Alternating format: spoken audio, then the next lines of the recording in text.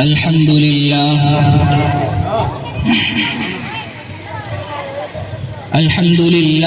وحده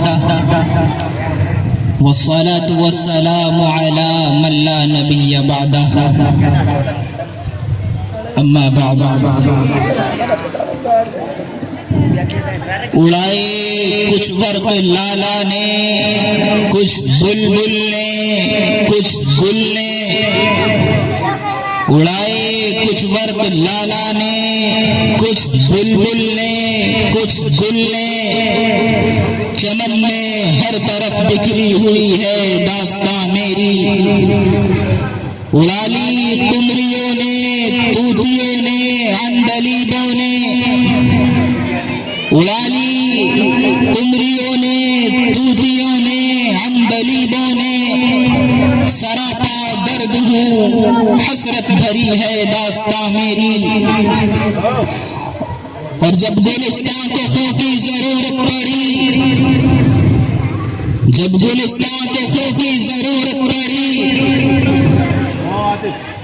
تو سب سے پہلے ہماری ہی گردن کٹی، پھر بھی کہتے ہیں ہم سے اب اہل چمن، پھر بھی کہتے ہیں ہم سے اب اہل چمن، یہ چمن ہے ہمارا تمہارا نہیں۔ حاضرین محترم اور رفقائے بزم، جنگ آزادی کی تاریخ بڑی طویل اور دردناک ہے۔ عام طور پر ذہن و دماغ میں یہ تصور بٹھایا جاتا ہے کہ جنگ آزادی کی کامیابی کا صحرا کانگریس، گاندھی جی، جواہر لال نہرو اور دوسرے ہندو لیڈروں کے سر ہے۔ چنانچہ 15 اگست ہو یا 26 جنوری کی تقریب، اس مضمون کو اسی انداز سے بیان کیا جاتا ہے، اور اسکولوں کے نصاب میں داخل کتابوں میں اس مضمون کو اس انداز سے بیان کیا گیا جس سے محسوس ہوتا ہے کہ جنگ آزادی میں مسلمانوں کا حصہ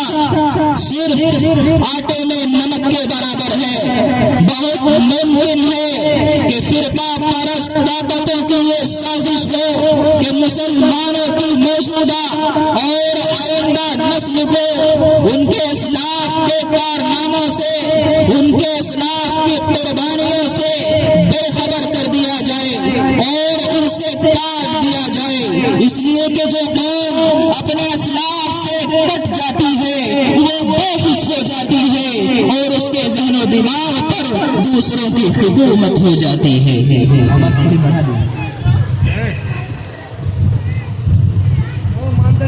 میرے قلب و جگر کے ساتھیوں، یہ سب کچھ ہوا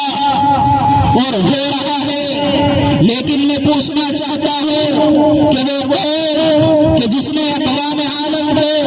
عدل و انصاف کا درس دیا، وہ قوم کہ جس نے دوسری قوموں کو آزادی کے ساتھ جینے کا حق دیا، وہ قوم کہ جس نے کبھی غیرت و خودداری کا سودا نہیں کیا، کیا وہ شاطر انگریز کی غلامی اختیار کر سکتی تھی؟ ارے بتاؤ، وہ قوم کہ جس نے قیصر و کسریٰ اور بڑی بڑی طاقتوں کے غرور کو خاک میں ملا دیا، کیا وہ انگریزوں کی تلواروں، توپوں اور ٹینکوں کے سامنے گھٹنے ٹیک سکتی تھی؟ ارے بتاؤ، وہ قوم کہ جس کی رگوں میں عمر بن خطاب، خالد بن ولید، ابو عبیدہ ابن الجراح، محمد بن قاسم اور صلاح الدین ایوبی کا خون دوڑ رہا ہے، کیا وہ صلیبیوں کو قبول کر سکتی تھی؟ ہائے افسوس، تمہاری عقلیں کیسے معروف ہوئی، تمہارے عدل و انصاف کا کیسا دیوالہ نکلا، تمہارا ذہن و دماغ کتنا تنگ ہو گیا کہ اس مسلم قوم اور اس کے علماء کے لیے اس میں جگہ نہ رہی کہ جنہوں نے ملک و ملت کی حفاظت کے لیے طوفانوں کا رخ موڑ دیا، وہ علماء کہ جن کو پھانسی کے پھندوں پر چڑھایا گیا، وہ علماء کہ جن کو جیل کی کالی کوٹھیوں میں ڈال کر دردناک سزائیں دی گئی، وہ علماء کہ جو بھوکے اور پیاسے رہے، وہ علماء کہ جن کے بچے یتیم اور بیویاں بیوہ ہو گئے، علامہ کہ جن کو کالے پانی بھیج کر دردناک سزائیں دی گئی، لیکن انہوں نے انگریز کے سامنے سر نہیں جھکایا اور دنیا کو بتایا کہ ہم امن چاہتے ہیں مگر ظلم کے خلاف، ہم امن چاہتے ہیں مگر ظلم کے خلاف، گر جنگ لازمی ہے تو پھر جنگ ہی صحیح، گر جنگ لازمی ہے تو پھر جنگ ہی صحیح۔ گلشن ہزا کے نو شگفتہ پھولو، آواز بڑھا دو۔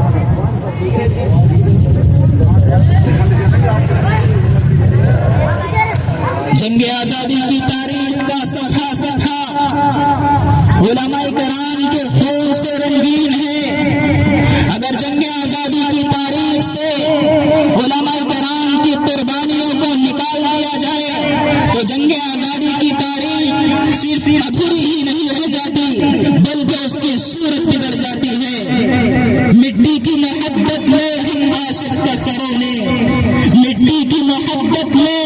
ہم عاشق سروں نے وہ فرض اتارے ہیں جو واجب بھی نہیں تھے، وہ فرض اتارے ہیں جو واجب بھی نہیں تھے۔ لہذا دیانت و امانت کا تقاضا ہے کہ جب ہندوستان کی تاریخ کو بیان کیا جائے، جب جنگ آزادی کی تاریخ کو بیان کیا جائے تو حضرت شاہ ولی اللہ محدث دہلوی کا تذکرہ کیا جائے، حضرت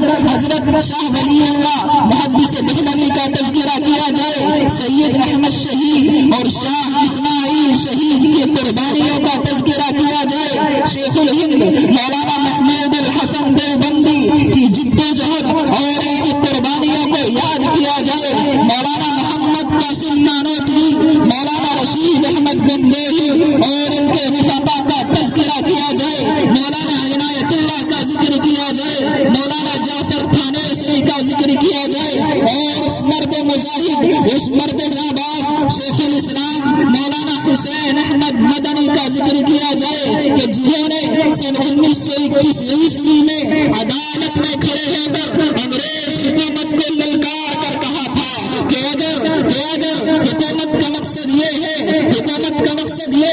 کہ قرآن کریم کو مٹا دیں، احادیث کی کتابوں کو جلا دیں، فقہ کی کتابوں کو تباہ برباد کر دیں، تو اسلام کے نام پر سب سے پہلے جان قربان کرنے والا حسین احمد مدنی ہوگا۔ کبھی مرعوب میں ہوتا نہیں شور سلاسی سے، کبھی مرعوب میں ہوتا نہیں شور سلاسی سے، نہیں ڈرتا کبھی میں قوت بازو قاتل سے، اور کبھی میں دار پر چڑھ کر وفا کے گیت گاتا ہوں، کبھی میں دار پر چڑھ کر وفا کے گیت گاتا ہوں، کبھی شیر خدا بن کر میں باطل کو مٹاتا ہوں، کبھی شیر خدا بن کر میں باطل کو مٹاتا ہوں۔ جنگ آزادی کی تاریخ ابھی رہے گی اگر مولانا ابوالکلام آزاد کا تذکرہ نہ کیا جائے کہ جنہوں نے ہندوستانیوں کو یہ کہتے ہوئے آزادی کی جدوجہد کے لیے ابھارا تھا کہ ہم نے اول دن سے اعلان کر دیا کہ ہماری جدوجہد کی آخری منزل قید خانہ ہے۔ جنگ آزادی کی تاریخ ادھوری رہے گی اگر مولانا حفظ الرحمان سوہروی کا تذکرہ نہ کیا جائے کہ جنہوں نے تحریک آزادی میں بے شمار قربانیاں دی اور تحریک آزادی میں زبردست حصہ لیا۔ حضرات، یہ مختصر سا خاکہ ہے جس سے آزادی کے لیے علماء کرام کی قربانیوں کا اندازہ لگایا جا سکتا ہے، لیکن افسوس سب افسوس ان سب کے باوجود آج ہم سے وطن کی وفاداری کا ثبوت مانگا جاتا ہے۔ میں بتا دینا چاہتا ہوں کہ اس ملک ہندوستان کی عصمت و عزت کی حفاظت کو ہم نے کل بھی اپنی ذمہ داری سمجھا تھا اور آج بھی اس کی رکھا کو ہم اپنا دھرم سمجھتے ہیں، اس لیے کہ ہم جس مذہب کے ماننے والے ہیں اس نے ہمیں بے وفائی نہیں بلکہ وفاداری کا سبق دیا ہے، اس مذہب نے ہمیں احسان فراموشی نہیں بلکہ احسان شناسی کا سبق دیا ہے، اس مذہب نے ہمیں بزدلی نہیں بلکہ حوصلہ دیا ہے، اس مذہب نے ہمیں لوگوں کی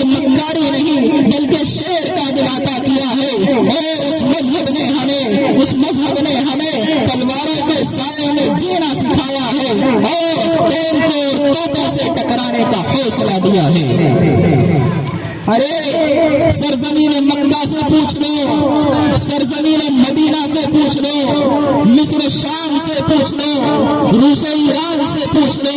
روم فارس سے پوچھ لو، اندلس اسپین سے پوچھ لو کہ کیسی کیسی وفاداری کی روناد ہم نے، کیسی کیسی وفاداری کی مثالیں ہم نے پیش کی ہیں۔ جب ہم مکہ میں تھے تو مکہ کے ساتھ وفاداری کی تھی، جب مدینے میں تھے تو مدینے کے ساتھ وفاداری کی تھی، جب ہم مکہ میں تھے تو مکہ کے ساتھ وفاداری کی تھی، جب مدینے میں تھے تو مدینے کے ساتھ وفاداری کی تھی، جب مصر میں تھے تو مصر کے ساتھ وفاداری کی تھی، جب شام میں تھے تو شام کے ساتھ وفاداری کی تھی، جب روس میں تھے تو روس کے ساتھ وفاداری کی تھی، جب ایران میں تھے تو ایران کے ساتھ وفاداری کی تھی، جب روم میں تھے تو روم کے ساتھ وفاداری کی تھی، جب فارس میں تھے تو فارس کے ساتھ وفاداری کی تھی، جب اندلس میں تھے تو اندلس کے ساتھ وفاداری کی تھی، جب اسپین میں تھے تو اسپین کے ساتھ وفاداری کی تھی، اور جب اپنے اسلاف کی شکل میں اسی ہندوستان اور اسی بھارت میں تھے تو ایسی ایسی قربانیوں کی مثالیں ہم نے پیش کی کہ دنیا حیران و شکر ہے۔ اسی ہندوستان کی حفاظت کے لیے ہم نے گولیاں کھائی، توپوں کا نشانہ بنے، پھانسی کے پھندوں پر چڑھے، جیلوں کی مشقتوں کو برداشت کیا۔ ہودا آج اپنے زخم پنہا کر کے چھوڑوں گا، ہودا آج اپنے زخم پنہا کر کے چھوڑوں گا، لہو رو رو کے محفل کو گلستہ کر کے چھوڑوں گا، اور جلانا ہے مجھے ہر شمع دل کو سوز پنہا سے، جلانا ہے مجھے ہر شمع دل کو سوز پنہا سے، تیری تاریک راتوں کو چراغاں کر کے چھوڑوں گا، اور مجھے بھی ہم نشی رہنے دے شغلے سینہ کاوی میں، مجھے بھی ہم نشی رہنے دے شغلے سینہ کاوی میں، کہ میں دعوے محبت کو نمایاں کر کے چھوڑوں گا، اور دکھا دوں گا جہاں کو جو میری آنکھوں نے دیکھا ہے، دکھا دوں گا جہاں کو جو میری آنکھوں نے دیکھا ہے، تجھے بھی صورت آئینہ حیرا کر کے چھوڑوں گا، اور پرانا ایک ہی تسبیح میں ہے ان بکھرے دانوں کو، پرانا ایک ہی تسبیح میں ہے ان بکھرے دانوں کو، جو مشکل ہے تو اس مشکل کو آسان کر کے چھوڑوں گا، جو مشکل ہے تو اس مشکل کو آسان کر کے چھوڑوں گا۔ اے سرزمین ہند، اے سرزمین ہند، سن اور غور سے سن، میں اپنی وفاداری کی روداد سنانے جا رہا ہوں۔ انگریز مورخ تامسن لکھتا ہے کہ سن 1864 عیسوی سے لے کر سن 1867 عیسوی تک انگریز نے ان 3 سالوں میں 14,000 علماء کرام کو پھانسی کے پھندے پر لٹکایا۔ تامسن کہتا ہے کہ دلی کی چاندنی چوک سے لے کر خیبر تک کوئی درخت ایسا نہیں تھا کہ جس پر علماء کرام کی گردنیں نہ لٹکی ہوئی ہو۔ تامسن کہتا ہے کہ علماء کرام کے جسموں کو تانبے سے داغا گیا۔ تامسن کہتا ہے کہ علماء کرام کو سوروں کی کھالوں میں بند کر کے تندوروں میں ڈال دیا گیا۔ تامسن کہتا ہے کہ علماء کرام کو ہاتھیوں پر کھڑا کر کے اوپر درختوں سے باندھ کر نیچے سے ہاتھیوں کو چلا دیا گیا۔ تامسن کہتا ہے کہ لاہور کی جامع مسجد میں انگریز نے ایک پھانسی کا پھندا بنایا تھا، اور اس میں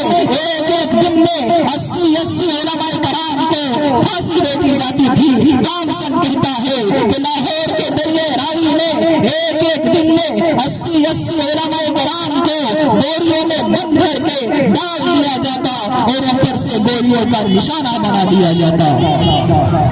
اے سرزمین ہند، اے سرزمین ہند، سنا تم نے، یہ ہے ہماری وفاداری کی تاریخ۔ اے سرزمین ہند، سنا تم نے، یہ ہے ہماری وفاداری کی روداد۔ لیکن افسوس، سب افسوس کہ آج اس پیارے ہندوستان کو، آج اس چمن کو، آج اس چمن میں پھوٹ ڈالنے کی کوششیں کی جا رہی ہے۔ آج اس چمن کو، آج اس چمن کو